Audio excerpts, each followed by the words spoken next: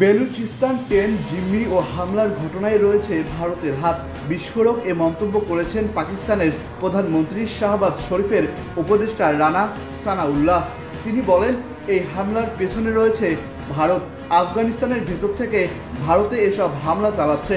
ঘটনার দিন মঙ্গলবারই সংবাদ সংস্থা ডনকে দেওয়া এক সাক্ষাৎকারে গুরুতর এ অভিযোগ আনেন তিনি। বুধবার জিম্মি মুক্তি অভিযান শেষ হওয়ার কিছুক্ষণ আগেই একই ইঙ্গিত দেন দেশটির স্বরাষ্ট্রমন্ত্রী তালাল চৌধুরীও। তেহরিক-ই-তালেবান পাকিস্তান টিটিপি এবং বেলুচ বিদ্রোহীদের মধ্যে কোনো সংযোগ আছে কিনা এমন প্রশ্নের জবাবে সানাউল্লাহ জানান, হ্যাঁ, ভারত তেহরিক-ই-তালেবান পাকিস্তান এবং বেলুচি লিবারেশন আর্মি উভয়কেই সমর্থন করছে।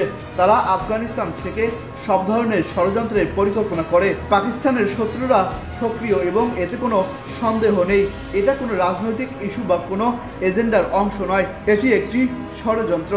রানা সানাউল্লাহ আরও দাবি করেন, আফগানিস্তানে বেলকুচি বিদ্রোহীদের নিরাপদ আশ্রয় রয়েছে, যার ফলে হামলা বেড়েছে। তালেবানরা ক্ষমতায় আসার আগে বেলুচিদের এই সাহস ছিল না, কিন্তু এখন তারা প্রকাশ্যে কার্যক্রম চালাচ্ছে।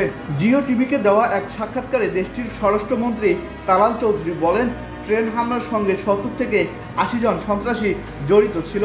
এসব সন্ত্রাসীদের যারা নিয়ন্ত্রণ করছে তারা প্রতিবেশী দেশে আছে, যারা তাদের ডলার দিচ্ছে তারা অন্য দেশে আছে।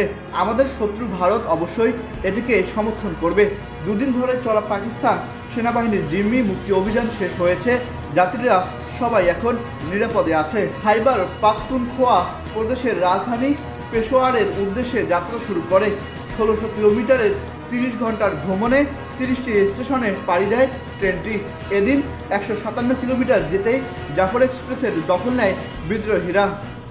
আহসান সাকিব, আকাশ জমিন, নিউজ ডেস্ক।